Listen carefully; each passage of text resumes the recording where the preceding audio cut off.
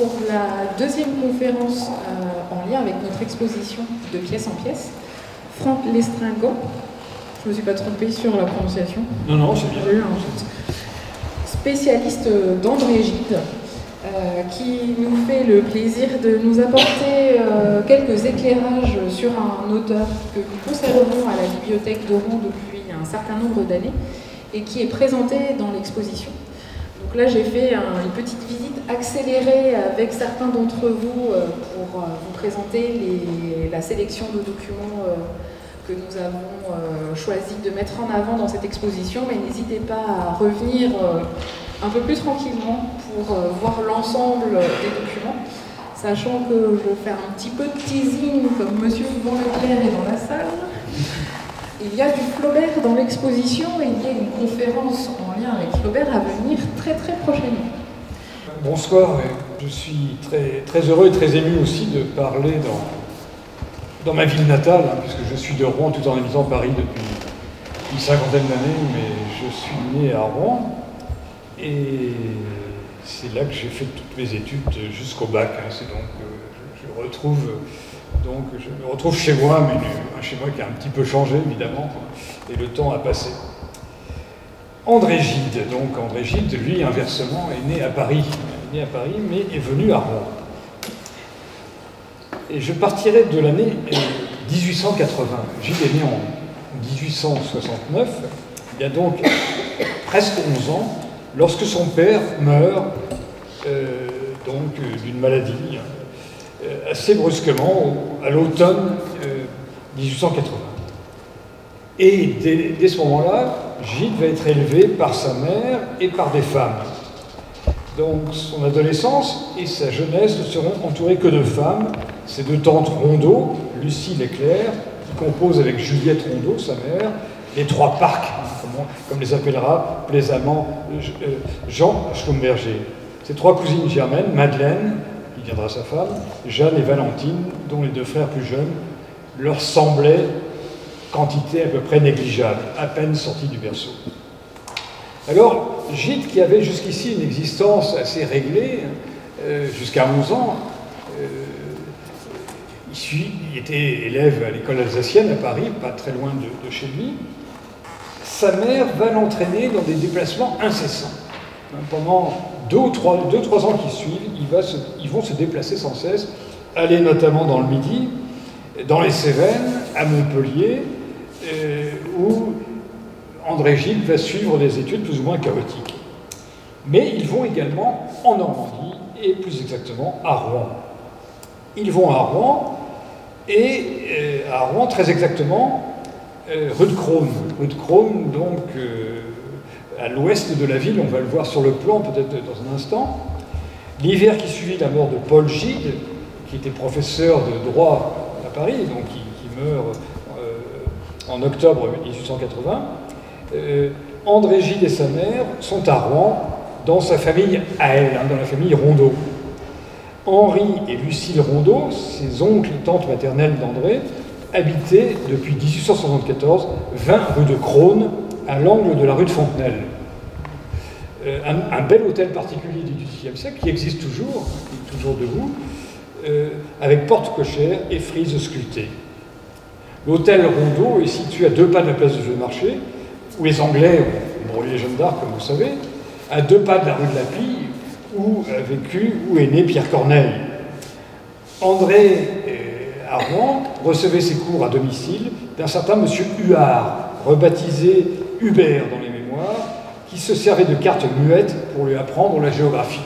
Alors là, vous avez une carte qui n'est pas muette, qui est légendée, une carte de Rouen, un plan de Rouen, avec l'Hôtel-Dieu à gauche et la rue de Lecas, donc la rue de Crosne, qui se dirige vers l'Hôtel-Dieu, la rue de Crosne qui coupe à angle droit le boulevard Cauchoise, et la rue de Lecas qui coupe la rue de Crosne, boulevard Cauchoise ou boulevard des Belges, comme il s'appelle aujourd'hui.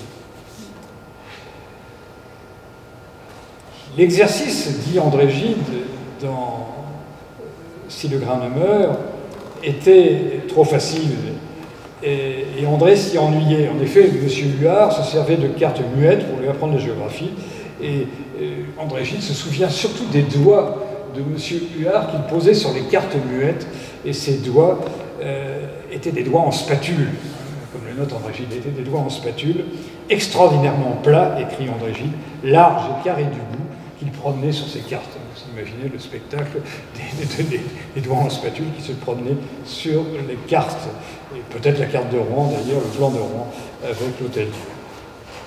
À 13 ans, fin décembre 1882, un hasard lui révèle à Rouen, rue de Leca, donc la rue de Leca est la rue qui passe devant l'Hôtel-Dieu, hein, c'est une rue perpendiculaire au quai du Bon-Riboudet et perpendiculaire à la rue de Crosne. La rue de Leca, ici, passe devant l'Hôtel-Dieu, remonte devant l'Hôtel-Dieu. La rue de Leca est plus ou moins parallèle au boulevard Cauchoise, au boulevard des Belges, si vous préférez.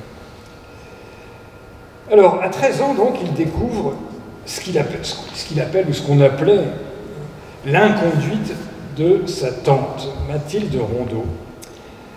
Alors, Mathilde Rondeau, Mathilde s'écrit sans H, Mathilde M-A-T-I-L-D-E, née Pochet, et qui va devenir un personnage de la porte étroite.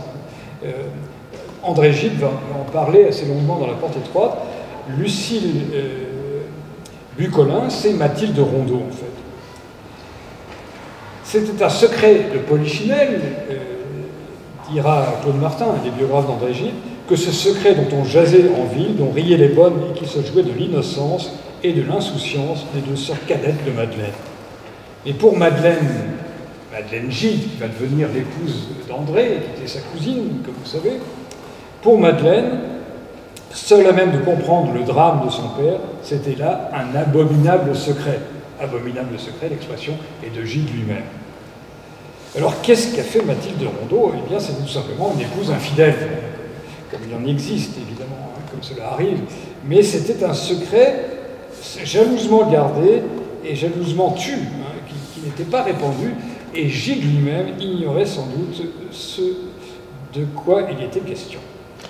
La rue de Leca, L-E-C-A-T, vous la connaissez peut-être, doit son nom à un chirurgien de Rouen, de renommée européenne, qui s'illustra dans l'opération de la pierre. Parallèle au boulevard des Belges, ancien boulevard Cauchoise, hein, la Cauchoise sur le plan que vous avez devant vous, la rue de Leca est située hors les murs du Vieux-Rouen, dans la partie ouest de la ville basse. S'amorçant rue d'Urnard, qui est située à flanc de colline, elle descend du quartier Saint-Gervais vers la Seine. Rectiligne et d'abord forte en pente, elle court ensuite à l'horizontale, longe la façade et les grilles de l'Hôtel-Dieu, passe devant le massif pavillon d'angle où naquit Gustave Flaubert, le fils d'Achille Cléophas, le chirurgien-chef de l'époque. Le bâtiment auquel on accède par un modeste jardin clos de haut mur abrite depuis un siècle un petit musée d'histoire de la médecine avec des vitrines remplies de bocaux où nagent dans un but formol quelques fœtus plus ou moins pas très ragoûtants. Et la collection complète des pierres extraites par M. de Leca de la vessie de clients fortunés. Toujours en ligne droite et de plus en plus morne, la rue de Leca continue jusqu'au quai. Pas un commerce ne l'anime, sauf en ce début du 3e millénaire, un petit épicier arabe en face du pavillon Flaubert. Je ne sais pas si l'épicier existe toujours, mais je pense que oui. À l'époque de Gide, cette rue était sinistre et mal famée, surtout vers le port du côté des entrepôts. Ce n'est pas sans un secret effroi qu'André Gide s'aventurait sur cette lisière des quartiers pauvres, où des enfants faméliques, les mains sur les hanches, dévisageaient crûment au passage. La famille Rondeau, Émile, Mathilde et leurs 6 enfants, 4 filles et 2 garçons, habitaient au 18 rue de Leca, un modeste immeuble de 3 étages qui existe toujours debout, avec balcon au premier et 3 fenêtres en largeur. Rien de comparable avec les splendeurs de la rue de Crosne, où habitaient les Henri Rondeau, qui étaient de riches bourgeois filateurs, comme il en existait beaucoup par an. Il y avait tout de même une porte cochère qui conduisait à la remise, donc rue de Leca, au fond d'une minuscule cour. L'étroit escalier qui desservait les étages prenait à gauche sous le porche. Vous pourrez y aller, donc, 18 rue de Leca. Alors, rue de Crosne, où André rentrait pour le dîner, sa mère n'était pas là. Et Gide, donc, décide de faire un tour. Hein, il s'échappe, il s'esquive. La grande maison complètement vide ne le retient guère. Pourquoi ne pas retourner voir ses cousines, à 10 minutes de là en courant, de l'autre côté du boulevard, hein. Vous voyez, la rue de Leca est parallèle, et perpendiculaire à la rue de Crosne, de l'autre côté du boulevard Cauchoise, l'actuel boulevard des Belges. Donc Gide se faisait un plaisir de les surprendre, de découvrir un possible secret qu'elle lui cachait. Sans perdre de temps, il s'échappa à la nuit tombante. Rue de Leca, d'après ce que l'on sait, la porte cochère n'était pas fermée, contrairement à la coutume. Un mystère planait sur cette maison. On attendait quelqu'un, mais ce ne pouvait être lui. Il se glissa à l'intérieur, se heurta dans le vestibule à Alice. Qui est Alice? Eh bien, c'est une peste femelle que sa tante avait à son service. Et cette Alice, donc, l'interpelle brutalement. Que vient-il faire à cette heure? Et Gide, évidemment, se dispense de répondre, et sans allumer, se guidant de la main sur la rampe, grimpe 4 à 4 l'escalier. L'immeuble du 18 rue de Leca compose un drame à 3 étages. Au rez-de-chaussée, prostré dans son bureau encombré de paperasse, Émile, le père, subissait son infortune conjugale en mâchant d'abominables cigares. Ce soir-là, il s'était absenté, mais l'odeur s'attardait, incrustée dans le bois et le cuir des meubles. Au premier, en pleine lumière, la tante Mathilde, sans H, toujours M-A-T-I-L-D-E, était étendue languissamment, c'est l'expression, l'adverbe est de Gide, sur un sofa, à demi pâmé, l'air extatique, un étrange sourire aux lèvres, rêvant peut-être de son amant, on n'en sait rien, tandis que penchées sur elle, ses 2 filles les plus jeunes l'éventaient et lui faisaient respirer des sels. Au second étage, dans la pénombre et presque l'obscurité, Madeleine, l'aînée, pleurait toute seule au pied de son lit, alternant les sanglots et la prière. 2 parts d'ombre encadraient une part d'insoutenable clarté.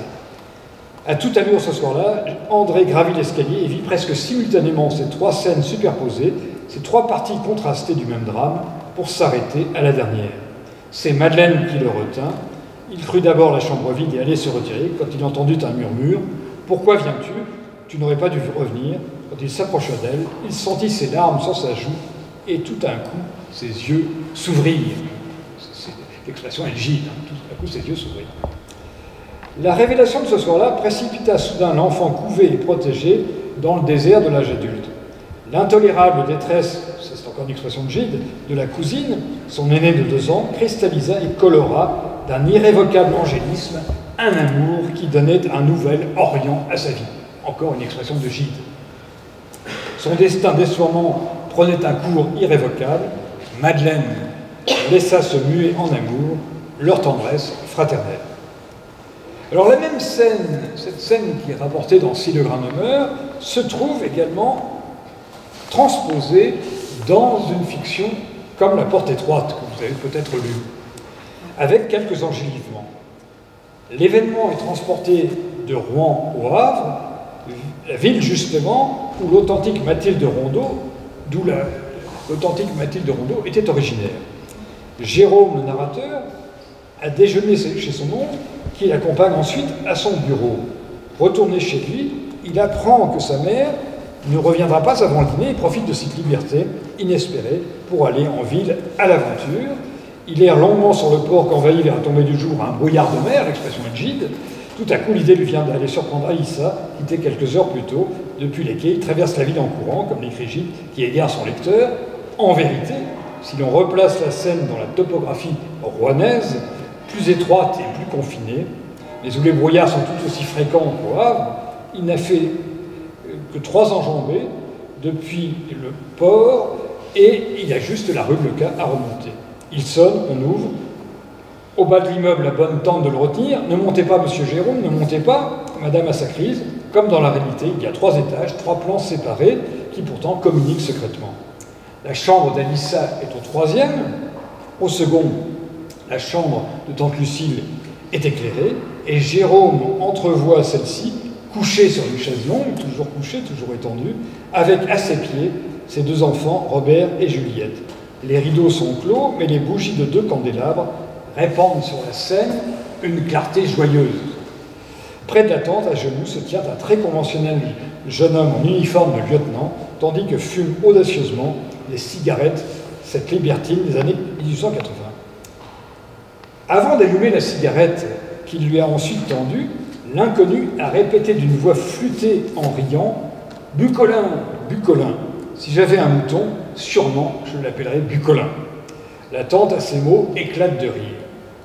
Au troisième étage, par contraste, tout est sombre et silencieux. Nulle réponse quand Jérôme frappe à la porte, qui cède à la légère poussée. Il aperçoit Alissa à genoux au chevet de son lit, tournant le dos à la croisée d'où tombe un jour mourant, son visage est noyé de larmes.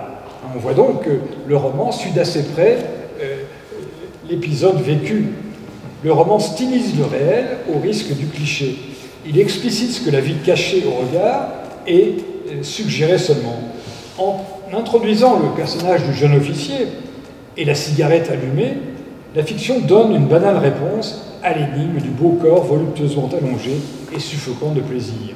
Cela devient une scène de boulevard, comme il en abonde dans les pièces d'Henri Bernstein ou de Georges de Portoriche, deux auteurs de théâtre que Gide appréciait. Gide, romancier, ajoute encore les rires et les éclats de voix qui, montant de l'étage inférieur, couvrent l'appel discret du narrateur à la sœur aînée. En imitant comiquement le bêlement du mouton, l'inconnu a blasphémé le nom du père, le nom marital de tante Lucille, laquelle, devant les deux plus jeunes de ses trois enfants, a ri aux éclats. Mais la suite, toute de sobriété pathétique, renoue fidèlement avec le scénario originel. Cet instant décida de ma vie. Je ne puis encore aujourd'hui le remémorer sans angoisse. La résolution du héros s'exprime alors dans les termes de la mystique la plus fervente, ivre d'amour, de pitié, d'un indistinct mélange d'enthousiasme, d'abnégation, de vertu.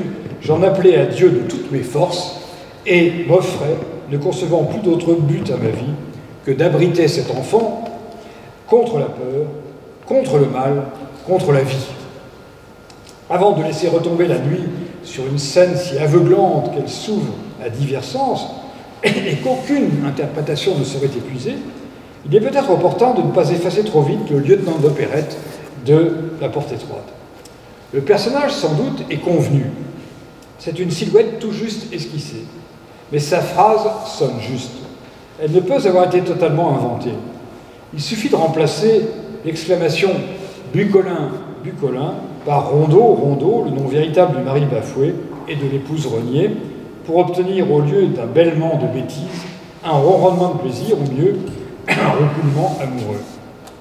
La scène entrevue serait alors moins sardonique que tendre, sans rien perdre du reste de son caractère sacrilège. La substitution de Bucolin à Rondeau, dans le roman, accentue l'ironie au détriment de la complicité affectueuse.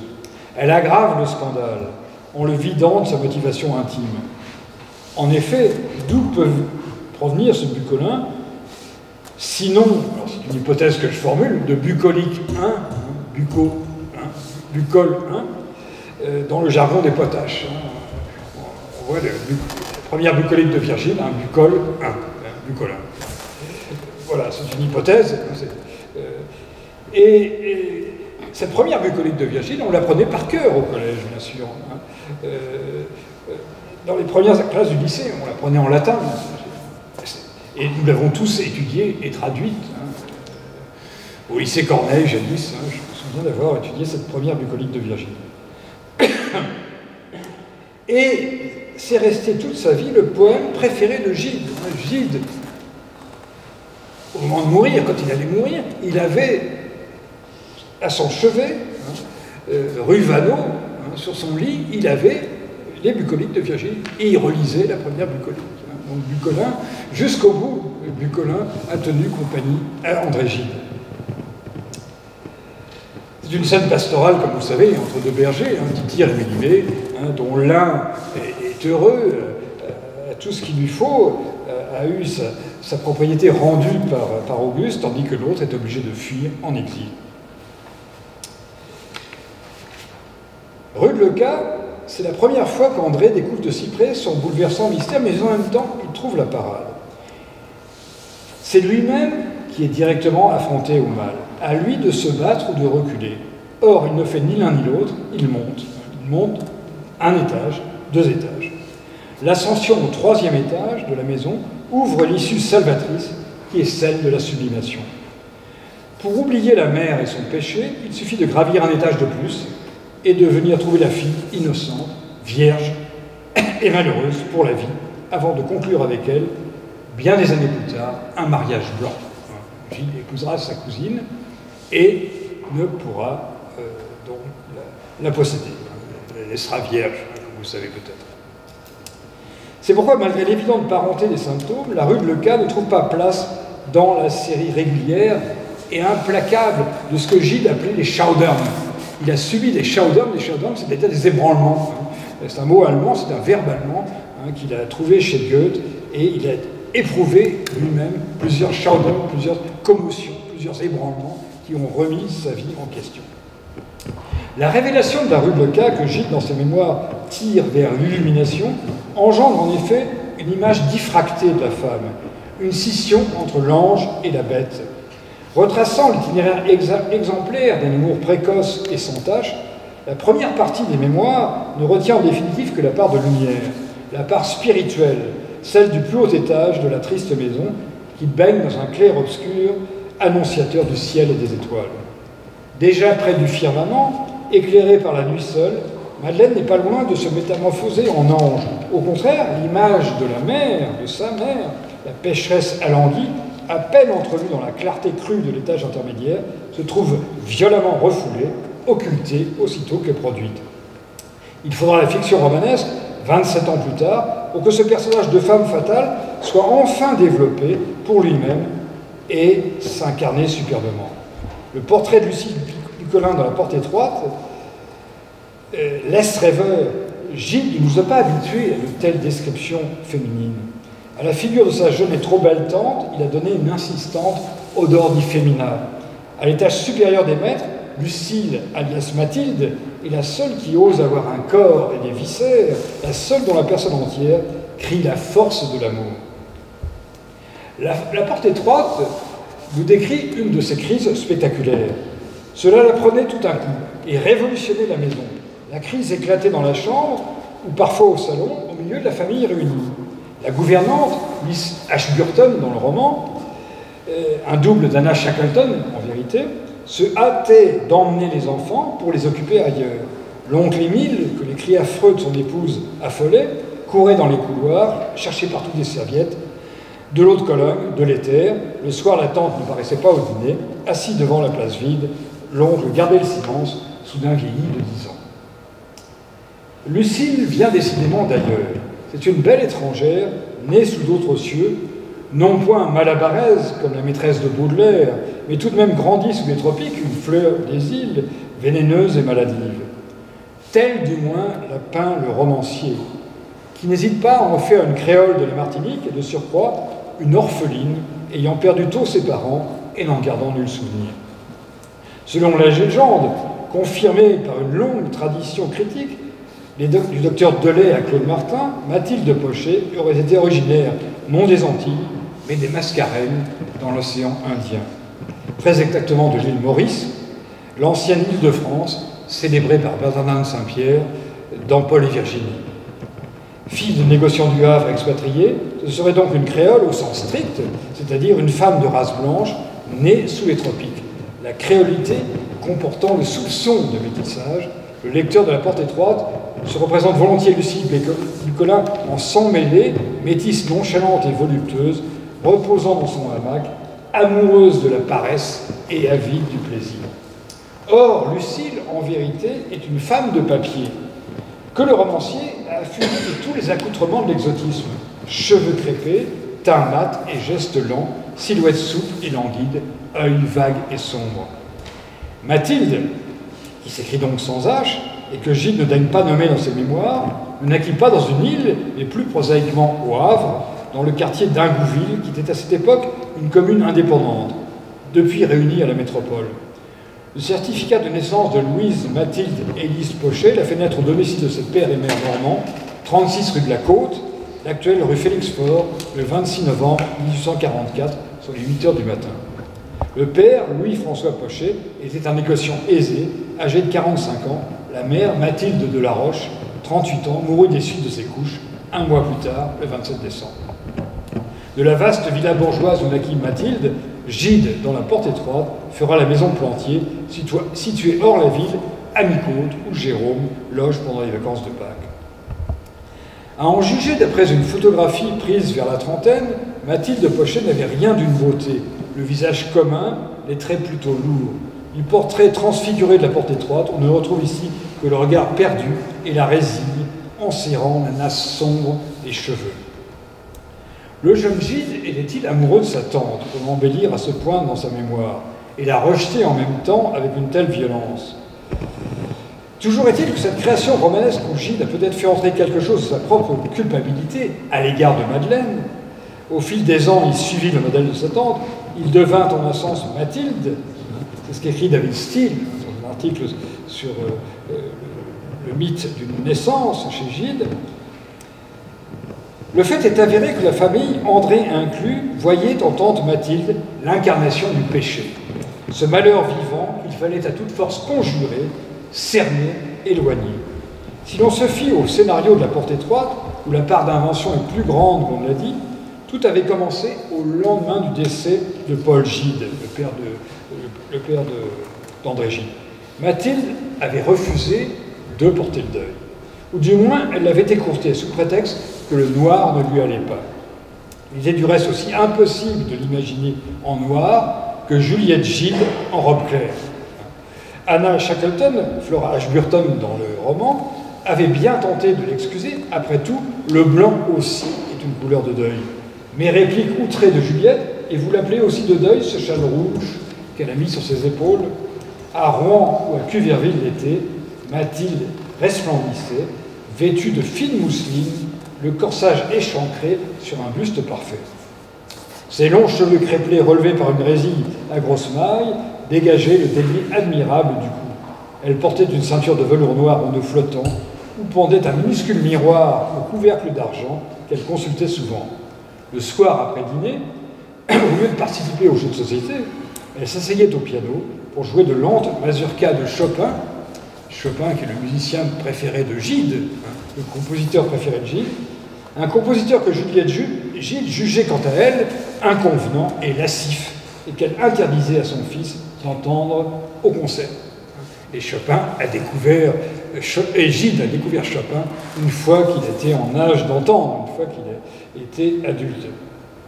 Le neveu, André, trouvait sa tante bien troublante.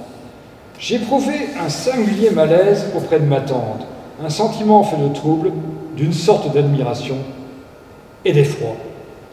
Un jour d'été, Mathilde l'attira à elle en lui caressant la joue. « Comme ta mère t'habille mal, mon pauvre petit. » Il portait une vareuse à col relevé, dont elle fit sauter le premier bouton. Les cols marins se portent beaucoup plus ouverts. Lui tendant son petit miroir et rapprochant leurs deux visages, elle lui murmura « Tiens, regarde ce n'est pas mieux ainsi », tout en insinuant sa main dans sa chemise entr'ouverte.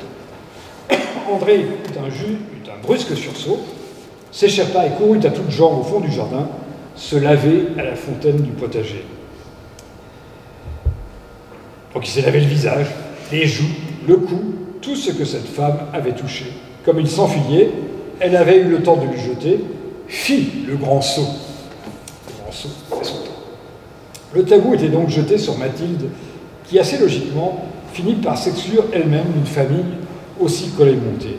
Elle quitta le domicile conjugal 4 ans plus tard, en 1886, emmenant avec elle sa dernière fille, la petite Lucienne, née en 1879, qui disparut elle aussi de l'horizon familial. L'année qui suivit la mort d'Émile Rondeau, survenue en 1890, elle se remaria avec un certain Charles Talabar, bachelier de la faculté de théologie protestante de Paris et avocat sans cause, qui bientôt mourut lui-même et ou l'abandonna. Il se trouve que ce Charles Talabar, un chenapan, pour dire de Gide, un enfant de l'assistance publique vivant d'expédients et de la conquête de riches héritières, avait été admis comme professeur à l'école alsacienne qu'a fréquenté Gide. L'année même où Gide y entrait en classe de 5e, à l'automne 1882. L'anathème familial qui poursuivit l'infortunée Mathilde jusqu'à la mort, c'était dans toute sa sévérité la malédiction biblique attachée à la femme adultère. La famille Rondeau vivait à l'heure de l'Ancien Testament. De toute évidence, elle ignorait le pardon de Jésus à la pécheresse. Bien que Mathilde fût sans ressources pendant les dernières années de sa vie, ses 5 premiers enfants ne voulurent jamais la revoir, même en 1919 sur son lit de mort. Il est vrai qu'ils lui versèrent une rente pour subvenir à ses besoins les plus pressants. Madeleine, son aînée, refusa toujours de lui pardonner. La rumeur publique qui accablait la mère se déclarait en faveur de la fille, vivante incarnation du devoir et du chagrin. André embrassa la cause de Madeleine, Madeleine Gide, par un élan de sympathie irrésistible, autant que par détestation du péché. De sorte que l'éviction de la tante eut pour contrepartie immédiate l'adoration qu'il commença de porter à sa cousine, nimbée de l'auréole des victimes innocentes du mal.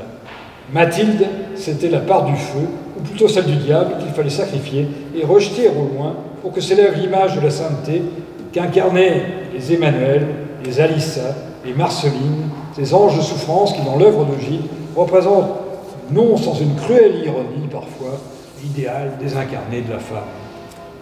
Mais il existe une autre hypothèse que l'on ne peut écarter. Et si toute cette construction n'était qu'une fable, qu'invention pure et simple, reposant au départ sur une monstrueuse et mortelle médisante. Si la tante Mathilde n'avait pas été la belle ténébreuse et la formidable hystérique que peignent à l'envie, dans le sens de Madeleine, et à quelques divergences près, la porte étroite et si le grain ne meurt. Un puissant indice en ce sens est fourni par les notes tard révélées de Jean Schlumberger, témoin sinon impartial, du moins digne de foi. Le 13 octobre 1954, donc après la mort de Gide, 3 ans après la mort de Gide, 3 ans et demi après la mort de Gide, Dominique Drouin, dit Domi, le fils aîné de Marcel Drouin, décédé en 1943, rend visite à Jean Schlumberger, le dernier survivant de la génération des fondateurs de la Nouvelle Revue française. Il est venu le consulter au sujet de la correspondance de Gide et se montre perplexe sur l'intérêt que présentent les lettres de son père. Schlumberger l'entretient de son livre de témoignages sur Madeleine et André Gide, qui paraîtra 2 ans plus tard, aux éditions de la NRF. Alors Domi lui parle des stupéfiantes découvertes qu'il vient de faire sur la famille Rondeau. Sa grand-mère, la coupable, celle dont on ne parle jamais, n'a pas du tout été la gourgandine que nous supposions. C'est donc toute la légende sulfureuse de la tante maudite qui s'effondre. Autre découverte de Domi, on parle toujours des 5 enfants Rondeau, mais il y avait une dernière fille que la mère a emmenée lors de la séparation. Domi vient justement d'entrer en relation avec sa cousine Germaine, la fille de Madame André Voisin, l'avionneur Voisin, née Lucienne Rondeau. Il a appris par la même occasion que sa grand-mère, la fausse coupable, remariée après 2 ans, est morte de misère en 1919, sans que ni Madeleine, ni Jeanne ou Valentine n'aient été auprès d'elle. Chose curieuse, constate Schlumberger, chaque fois que Domi tâchait d'obtenir des précisions de la part de Gide, il se heurtait à un mur. S'il n'y a pas eu faute, pourquoi alors cet ostracisme et cette vindicte du clan tout entier contre la malheureuse Mathilde? Pourquoi tant de haine? Et pour finir, cette damnatio memoriae dont Gide s'est fait le complice pour complaire à Madeleine? Tout simplement parce que Mathilde a déserté son foyer sans nécessairement avoir été adultère. Son seul crime est l'abandon de poste. Un crime de lèse-famille en quelque sorte, bien pire qu'une tromperie conjugale, assez pittoresque par comparaison. Mathilde a fui, et qu'a-t-elle fui? Le huis clos insupportable de la rue de Leca. Cet étroit logis encastré dans une morne rangée de maisons vers les quais, sous la brume. Mais plus encore, elle a fui un mari qu'elle n'aimait probablement pas. Le court et lourd oncle Émile Rondeau, un rentier sans imagination, qui empestait le cigare et la rendait enceinte presque chaque année. Entre 1867 et 1872, il lui a fait 5 enfants en 6 ans, ce qui est quand même pas mal. Madeleine, Jeanne, Valentine, Édouard et Georges, à quoi s'ajoute Lucienne, née 7 ans plus tard, après Georges, en 1879. Un post-scriptum en quelque sorte, mais qui aurait pu être le point de départ d'une nouvelle série. Ne serait-ce pas pour échapper à la malédiction de ces grossesses à répétition que Mathilde s'est enfuie, retombant dans une malédiction pire encore, l'opprobre décrété contre elle par la famille unanime. Le drame de Mathilde, ce n'était peut-être pas l'hystérie, mais une nature trop généreuse, une nature trop féconde. Ses alanguissements, ses cris, ses pamoisons subites, ses retraites théâtrales dans sa chambre, prendrait alors un tout autre sens que celui que leur prêtent sur la foi de la porte étroite les lecteurs prévenus en sa défaveur. Sa coquetterie de femme exagérément sensuelle dissimulerait plus prosaïquement le retard des règles et la hantise de la prochaine grossesse, cette fatalité maternelle inscrite dans sa chair et dans son ventre, et que la contrainte familiale confirmait et aggravait. Mathilde était lasse d'agrandir la famille à son corps défendant, elle voulait vivre pour elle, elle s'enfuit avec sa toute dernière, la petite Lucienne. Le 1er mars 1890, à Rouen, dans le triste immeuble de la rue de Leca, s'éteignit Émile Rondeau, le père de Madeleine, l'oncle Émile, délaissé par son épouse Mathilde 4 ans plus tôt. Il était âgé de 58 ans. L'agonie fut atroce et dura 5 jours. Lors de la séparation, le clan Rondeau avait fait bloc autour de lui pour vilipender l'intruse et l'infidèle, la révoltée, qui avait osé blasphémer la famille. Le clan qui l'avait entouré fut tout entier présent au chevet du mourant, durant les 5 jours et les 5 nuits que dura son combat contre la mort. Le clan Rondeau, c'est-à-dire essentiellement les femmes et les filles, 3 veuves et 3 vierges, les 3 parcs, comme on les appelait, je l'ai dit tout à l'heure, les 3 parcs et les 3 grâces, les jeunes filles, les 3 grâces, les 3 parcs et les 3 grâces. Ses sœurs et belles-sœurs, Juliette Gide et les tantes Claire et Lucie, et les 3 aînés d'Émile, Madeleine, Jeanne et Valentine. Gide, André Gide, fit le voyage de Rouen et se joignit au cœur des pleureuses. Comme le résumera Sylvain Neumer, André et sa cousine Madeleine veillèrent l'agonisant, penchés sur lui, rejoints sur ses derniers instants. Gide ajoute, on peut peut-être remettre le portrait d'André Gide. Je vais vous proposer. Voilà, c'est beaucoup mieux. Oui. Ou Madeleine. Ou Madeleine, oui, Madeleine. Voilà, la très jeune Madeleine, la cousine de Gide, et sa future épouse, la pauvre épouse d'André Gide. Comme le résumera donc Sylvain Neumer, André et sa cousine Madeleine veillèrent l'agonisant, penchés sur sa dernier instant. Et Gide commente, il me semblait que dans ce deuil s'étaient consacrées nos fiançailles. Et c'est de là que va partir donc leur union, ils se marieront, et Gide rendra sa femme malheureuse, comme vous savez. À son retour à Paris, le 8 ou le 9 mars 1890, juste après l'enterrement, Gide jeta sur le papier le récit de ses heures dramatiques. Dans le train, aux côtés de Tante Claire, il avait lu La bête humaine de Zola, dont l'action se déroule précisément sur la ligne de chemin de fer Paris-Rouen-Le Havre. Ce drame violent et lugubre s'accordait au paysage d'hiver et au ciel bas, où la locomotive accrochait ses volutes de fumée. Rue de Leca, l'oncle avait déliré, s'était débattu. Il avait fallu les efforts conjugués de 4 personnes pour le maintenir dans son lit, l'empêcher de rejeter les couvertures par un geste obstiné, mécanique de son bras et de sa jambe valide. Le matin, sa voix était presque comme un murmure. Mais l'après-midi, elle s'enfla, devint un brame tragique, une plainte animale qui oscillait de la prière à l'imprécation. Tantôt, l'oncle suppliait son entourage avec des mots tendres, des mots d'amour. Tantôt, il les maudissait tous. Il suppliait à genoux. « André, je t'en prie, mon enfant, André, dis à ta mère, au nom vénéré de ton père, au nom de notre amitié, s'il est vrai qu'elle soit sincère, oh, qu'elle me donne à boire, et comme on ne faisait rien, que l'on pleurait seulement, il geignait, puis rugissait. Vous ne m'aimez point, vous ne m'avez jamais aimé, vous ne savez rien fait pour moi. Oh, n'y a-t-il donc personne? Sa voix répétait en écho, personne, personne. Alors c'était un cri, un déchaînement de colère. Eh bien, allez-vous-en tous, fichez le camp. Je veux être seul, je vous maudis tous. Les supplications reprenaient, mêlées de sanglots. Émile parlait de son frère Charles, l'aîné qui venait de mourir la semaine précédente à Paris. Ses 3 filles qui l'entendaient de la chambre voisine pleuraient elles aussi et suppliaient Dieu que la mort fût prompte. Cela dura toute la journée et toute la nuit. Au milieu de la nuit, Émile se mit à crier à voix haute en anglais. Il invoquait un absent, le pasteur Élie Allégret, alors en Afrique. « My friend Allégret, my friend, come ». Le lendemain matin, les 2 garçons arrivèrent, Édouard qui faisait son service en costume militaire et Georges, pensionnaire au lycée Saint-Louis à Paris.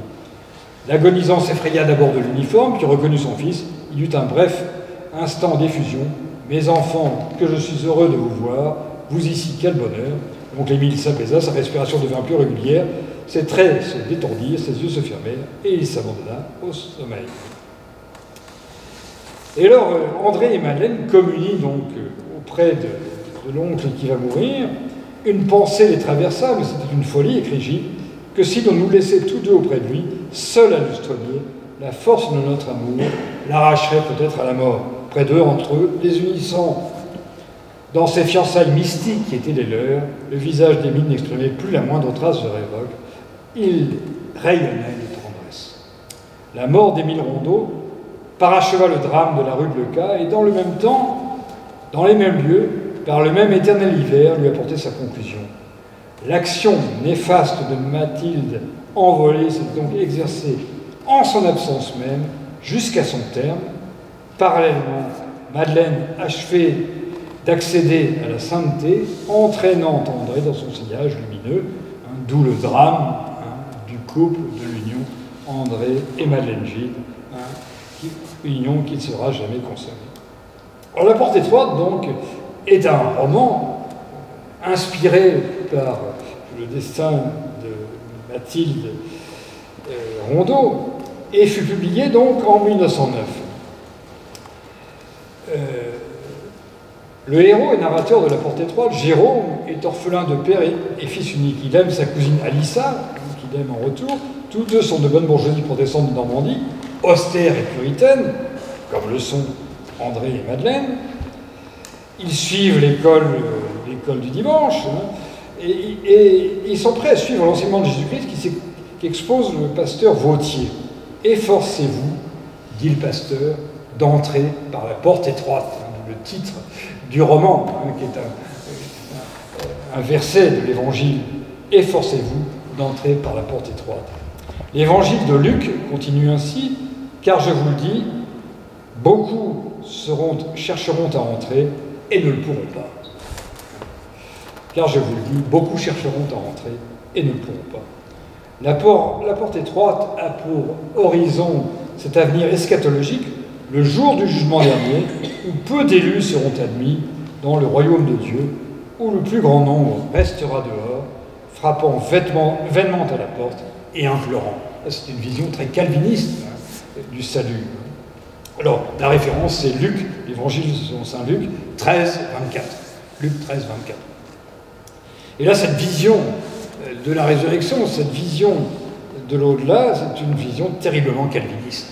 Peu seront élus, peu d'appelés et infiniment peu d'élus. La crainte, ou plutôt la terreur d'être rejeté et condamné aux flammes éternelles, remplit les personnages du roman, comme à certaines époques, et bientôt pendant la guerre de 14-18, André Gide lui-même.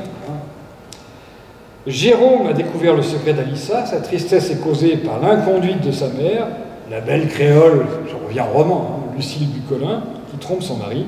C'est la femme adultère de l'Évangile, à laquelle le Christ remettait son péché, au grand scandale des pharisiens, mais tel qu'il est professé par le pasteur Vautier, le christianisme puritain ne l'entend pas de cette oreille.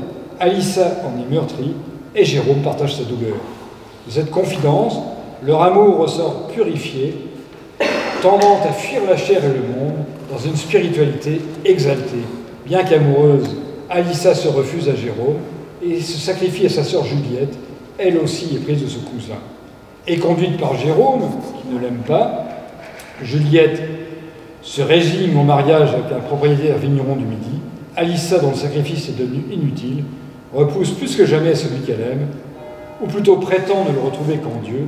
Cet effort vers la sainteté la conduit à un sentiment d'effrayante solitude et à la mort.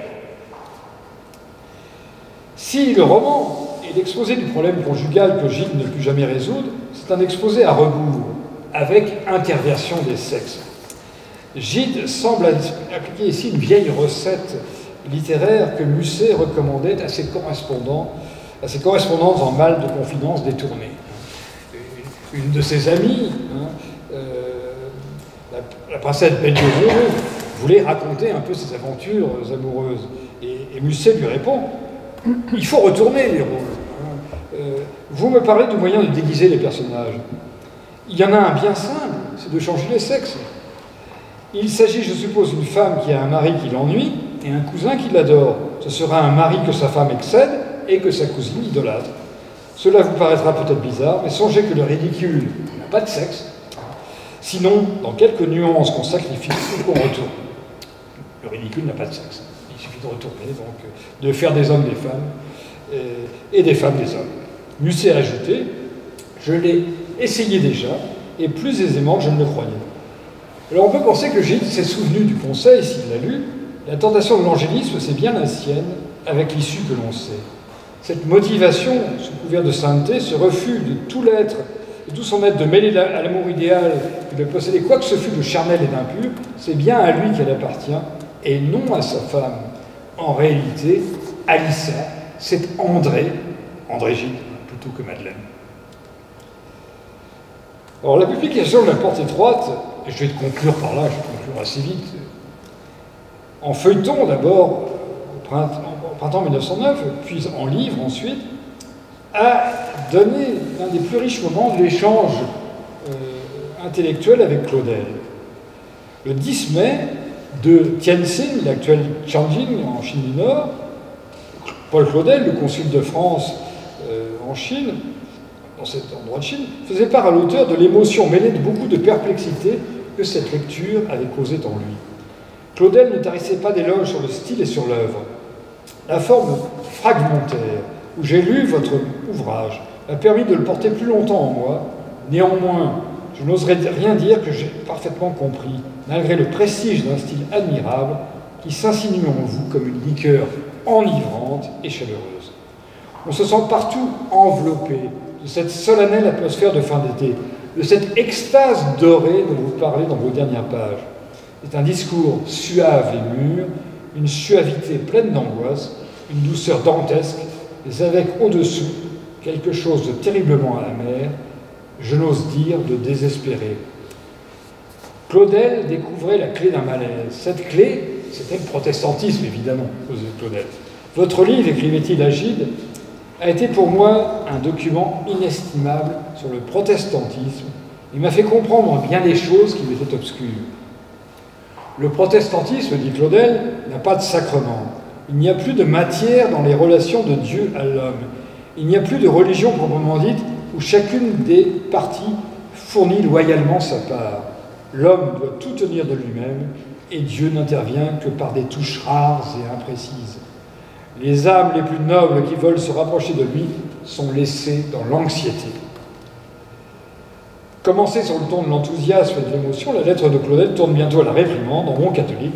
Claudel est attendri sans doute, mais plus encore choqué par le comportement hétérodoxe, pour ne pas dire tout simplement hérétique, d'Alissa. Gide, à travers son héroïne, reprend le vieux blasphème quiétiste d'après lequel la piété n'a pas besoin de récompense et qui veut que l'amour est plus noble qui est le plus désintéressé. Gide accepte et les éloges et la critique. Il est heureux tout d'abord de son dialogue renoué avec Claudel, après le coup de froid produit par les moralistes, et surtout ses retards au fil des années à se convertir. Gide avait promis, avait suggéré à Claudel qu'il se convertirait au catholicisme, alors que Gide n'a jamais eu la moindre intention de se convertir. Évidemment, il se moquait gentiment de Claudel, et Claudel attendait la conversion de Gide au catholicisme. Et Gide, évidemment, s'en est bien gardé. Votre lettre, écrit Claudel, m'a causé une grande joie. Vous reconnaissez qu'une émotion religieuse et pure l'anime. La seconde constatation, que j'estime d'égale importance, c'est que le drame même du livre n'existe qu'en raison de son inorthodoxie. Donc finalement, Gide est d'accord avec Claudel, mais pour en rester là, pour définir la condition du catholique, stable et protégé, à l'abri de toute inquiétude métaphysique, Gide invente un mot, je crois qu'il l'invente, le mot de quiétif, qui est le contraire du motif. Le quiétif, alors autant entendu au sens étymologique. Le quiétif, c'est l'invite au repos et à l'immobilité. C'est la quiétude, la recherche de la quiétude. Alors que le motif, déclencher le mouvement et programmer l'inquiétude. Le motif, c'est ce qui motive, c'est ce qui met en mouvement vers l'inquiétude. Et le quiétif, c'est l'immobilité, c'est le calme. C'est le calme retrouvé. Le catholicisme peut et doit apporter l'âme, repos, certitude, etc. Une mécanique admirable s'y emploie. C'est un quiétif, non un motif de drame. Au contraire, le protestantisme engage l'âme dans des chemins de fortune qui peuvent aboutir, où j'ai montré, ou bien au protestantisme austère, ou bien, écrit-il, à la libre pensée. De toute évidence, Gide plaidait pour sa propre cause, Alissa, c'était son autoportrait transposé, une inquiétude remplaçant l'autre. En vérité, loin de se rallier au point de vue, il revendiquait pour lui-même le choix le plus incertain et le plus périlleux. C'est le portrait de cette âme de femme que j'ai tenté de faire simplement, d'une âme dont je m'étais épris pour toutes les raisons qui vous font l'aimer, vous aussi, et la plaindre, d'une âme protestante en qui se joua le drame essentiel du protestantisme, celui que très peu de protestants entrevoient et que vous avez parfaitement bien discerné. Voilà, je m'arrête là et je vous laisse donc à ce calme quiétif.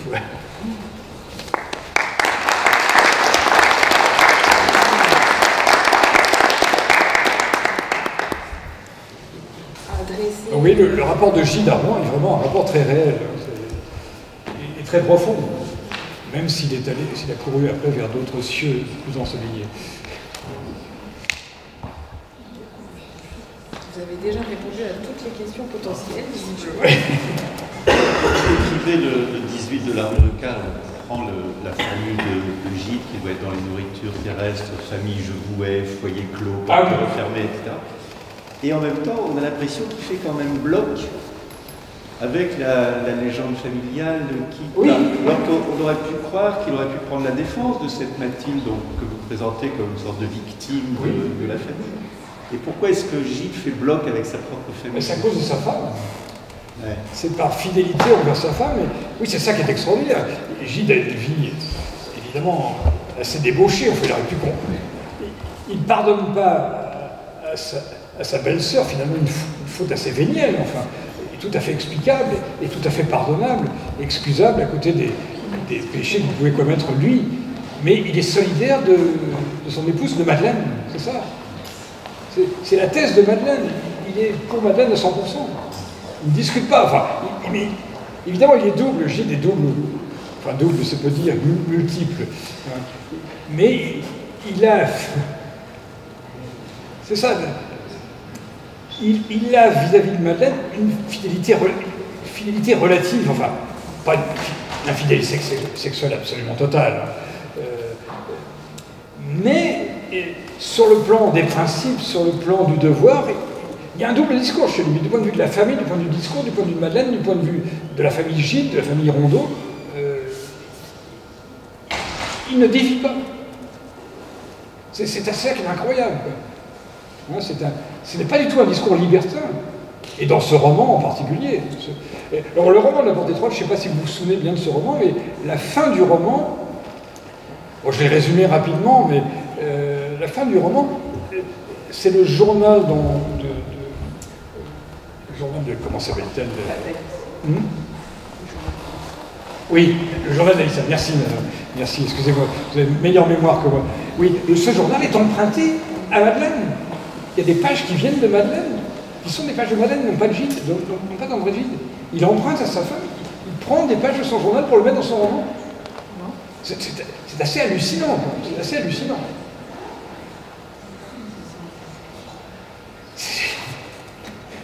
C'est même un peu fou, quoi.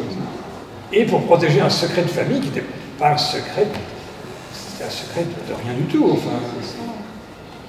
C'est ça qui est tout à fait étonnant et fabuleux.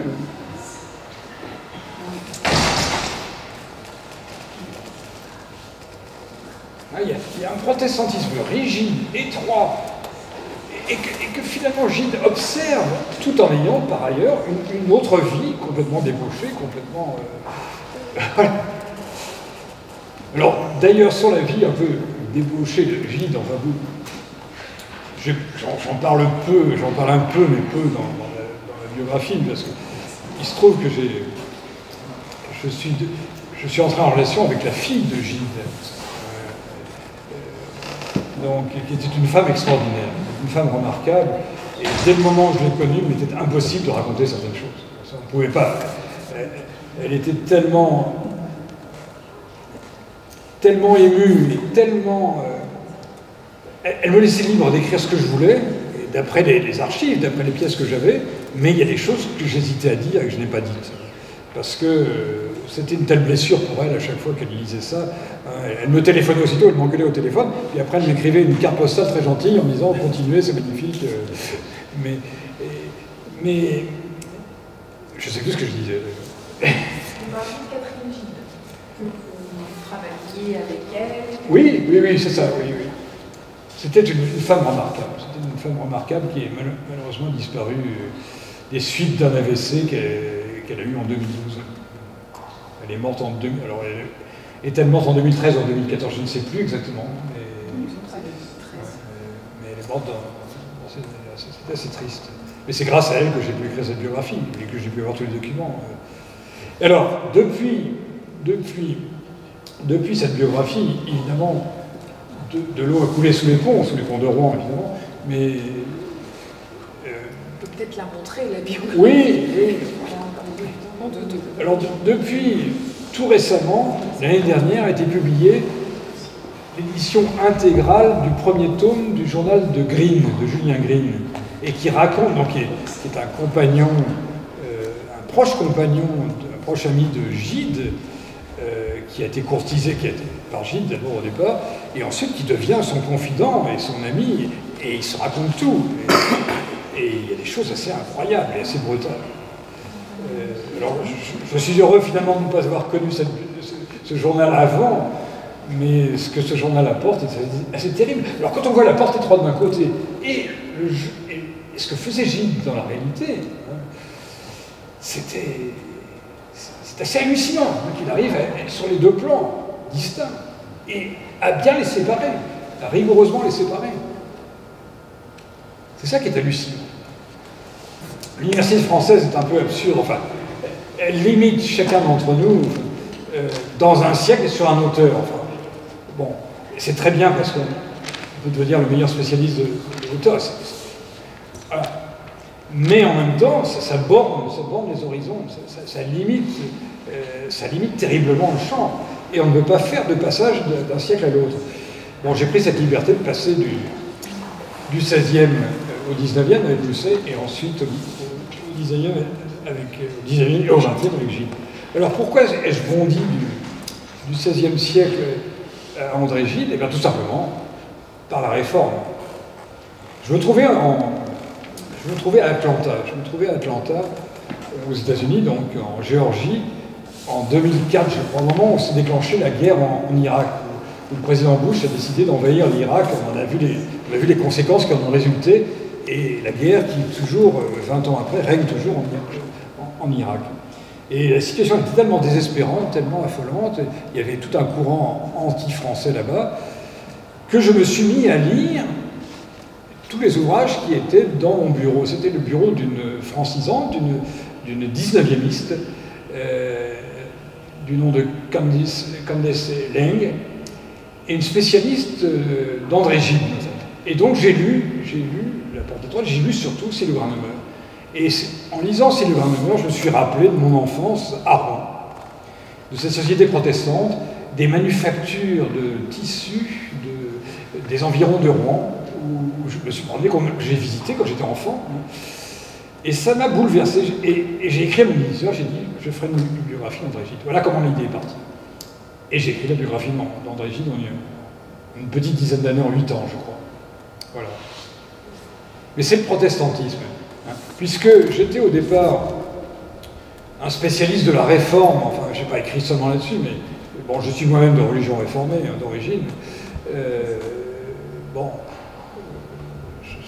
Voilà. Et je connaissais bien le milieu réformé de Rouen. Et quand j'ai lu Silverando, tout d'un coup, j'ai revu à l'œil ce que j'avais vécu. La Normandie n'a pas tellement changé, semble-t-il, entre l'époque de Gide et mon époque. Il y avait pourtant presque un siècle, enfin. Hein.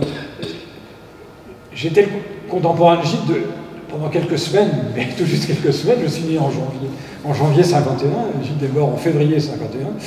Donc nous avons été contemporains très peu de temps, mais nous sommes nés dans la même famille religieuse, le protestantisme, le calvinisme de Normandie. Et du coup, je me suis retrouvé en quelque sorte dans ce milieu. Ça m'a fait... J'ai éprouvé cette émotion assez brutale en Géorgie. à Atlanta en 2000, je crois que c'était en 2004, me semble-t-il. Et du coup, voilà, cette biographie est sortie de là. Voilà. C'est la Bible qui m'a servi de passerelle entre le XVIe siècle, entre Agrippa d'Aubigné et André Gide. Et entre Montaigne aussi, parce que Gide est plein de Montaigne. Gide a lu et relu Montaigne, il se promenait toujours avec Montaigne en poche. D'abord, il avait sa Bible en poche, mais quand il a cessé de lire quotidiennement la Bible, il s'est mis à Montaigne, qu'il a lu et relu. Et Montaigne, c'est aussi merveilleux. C'est une lecture difficile, mais tellement réconfortante. Et voilà. Et par les temps qui courent, c'est réconfortant de relire Montaigne. Bon, je vous conseille, si vous avez le courage, enfin, il y a maintenant des éditions de Montaigne en français moderne, enfin le français est modernisé, l'orthographe est modernisée, et il y a une édition qui me paraît tout à fait correcte en folio, en collection folio, chez Gallimard, donc en poche, vous pouvez la lire, elle est beaucoup plus accessible, beaucoup plus facile d'accès que les éditions en orthographe du XVIe siècle. Donc si vous avez l'occasion. Et puis lisez Gide évidemment. Relisez Gide. Quel est l'ouvrage majeur d'après vous? Alors de Gide, oui. Alors il y a La Partie 3 qu'on peut lire, qui est un roman assez austère, assez grave. Il y a Les Caves du Vatican, qui est plus drôle. La Symphonie pastorale, qui est un récit très court, et qui est un récit formidable, assez extraordinaire.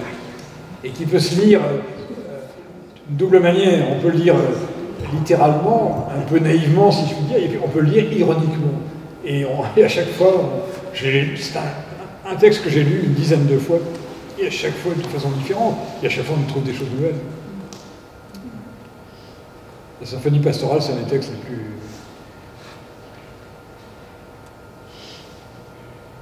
les plus courts et les plus agréables à lire, et les plus bouleversants, parce que c'est une tromperie, mais vous savez, c'est quand Gide a eu sa liaison avec Marc Allégret. Et Marc Allégret était le fils du pasteur qui lui avait donné des cours d'école du dimanche quand il était jeune. Enfin, et il couche avec le fils, son fils qui est tout jeune adolescent, qui a 15 ans, qui va devenir ensuite réalisateur de cinéma. Et La Symphonie pastorale est un roman très ambigu et très ambivalent, mais en même temps on peut le lire comme un roman protestant ou religieux ou catholique ou chrétien. Et le mariage avec Madeleine?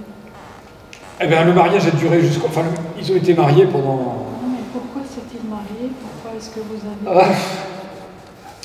Alors, oui, c'est un peu un... D'abord, ils étaient protestants. Alors, il y avait un problème dans les familles protestantes quand même, c'est que le protestantisme était minoritaire, et toujours minoritaire d'ailleurs, plus minoritaire que jamais, je crois,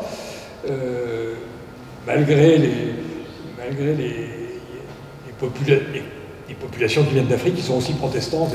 Bon, mais malgré tout, il y a quand même un rétrécissement, je pense qu'il y a un rétrécissement du champ protestant.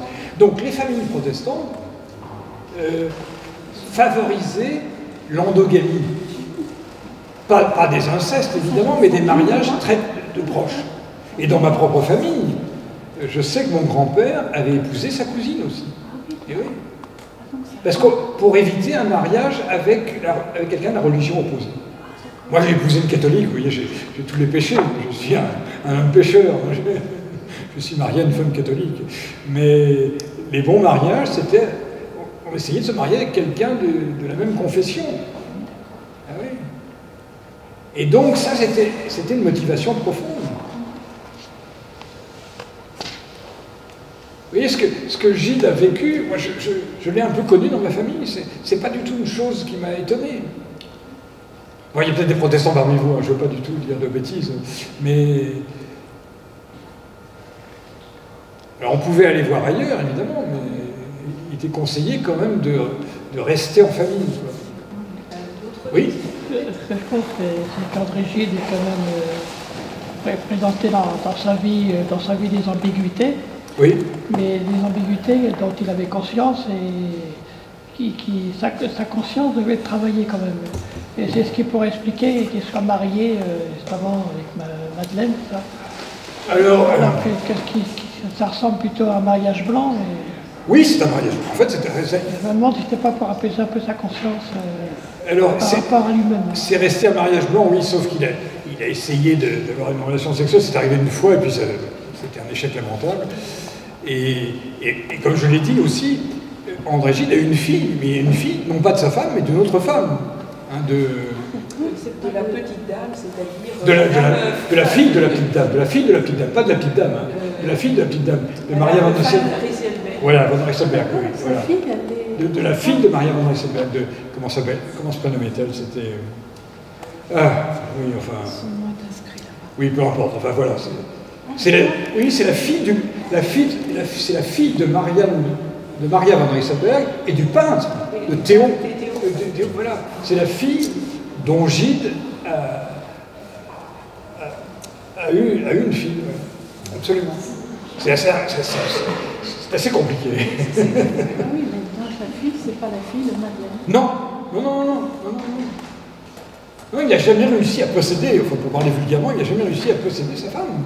C'est la fille de notre femme. Oui. Qu'il a reconnue. Qu'il a reconnue à la mort de sa femme, après la mort de sa femme.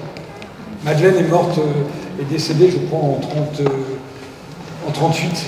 Et c'est à ce moment-là qu'il reconnaît, Catherine,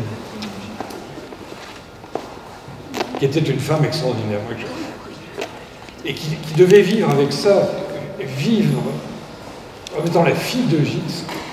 Imaginez le truc. C'est compliqué, c'est compliqué. C'est un lourd héritage. Oui, c'est un lourd héritage, et en même temps un bel héritage. Oui, c'est ça, un bel héritage aussi. Ouais. Il a eu le prix Nobel quand même. Oui. Et puis, oui, j'ai montré dans le tome 2 surtout, il a joué un rôle tout à fait capital entre les deux guerres, d'abord par rapport aux colonies, enfin, le voyage au Congo est vraiment une chose importante. Il découvre les atrocités qui sont commises au nom de la colonisation.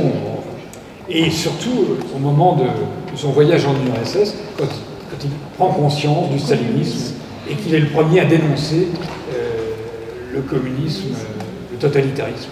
Ça, il a été courageux et exemplaire, c'est l'un des premiers à le faire, et le premier qui était entendu. Gide, il n'a pas donné de recommandations. C'est ça qui est étonnant. C'est Marc Allégret, dont j'ai déjà parlé. Marc Allégret, qui l'a séduit alors qu'il était jeune adolescent. C'est Marc Allégret qui allait chercher un pasteur pour l'enterrement, pour l'inhumation. Marc Allégret va chercher un pasteur du Havre pour l'accompagner à Cuvillerville jusqu'au cimetière. Mais il est mort à Paris, non? Oui, il est mort à Paris. Il est mort rue Vanneau. Il est mort à Paris, vous avez raison. Mais il est transporté. Et il n'y a pas de bénédiction chez les protestants. On ne bénit pas le cadavre, le corps, mais il y a un sermon, on dit des paroles, et il y avait un pasteur. C'est quand même incroyable. C'est Marc Allégret qui est allé chercher le pasteur. C'est une vie très difficile à comprendre. C'est un vrai labyrinthe. C'est à la fois admirable et problématique, c'est ça? On s'interroge, ça pose des questions. Oui. Et les deux tombent l'une à côté de l'autre à Cuvillerville, c'est tout à fait étonnant. Et alors, Madeleine a joué un rôle tout à fait important auprès de Gide. Parce que, évidemment, sexuellement, il n'y avait rien, mais au point de vue des idées, elle a joué un rôle décisif dans les deux histoires que j'ai racontées, à la fois pour l'Afrique et pour l'URSS. À chaque retour, chaque grand voyage que Gide faisait, dès qu'il était revenu en France, il allait à Cuvillerville, il allait auprès de sa femme et il lui racontait tout. Et au retour du URSS, il se précipite à Cuvillerville et il lui raconte ce qu'il a vu. Et c'est Madeleine qui l'encourage à publier ses notes sur l'URSS. Madeleine a joué un rôle essentiel dans la publication des plusieurs des ouvrages de Gide.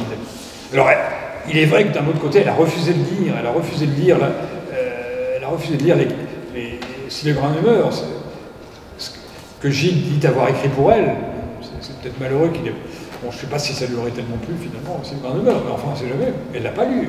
Elle a refusé de lire les œuvres de son mari à partir de l'histoire de Marc Allégret, à partir de 1918.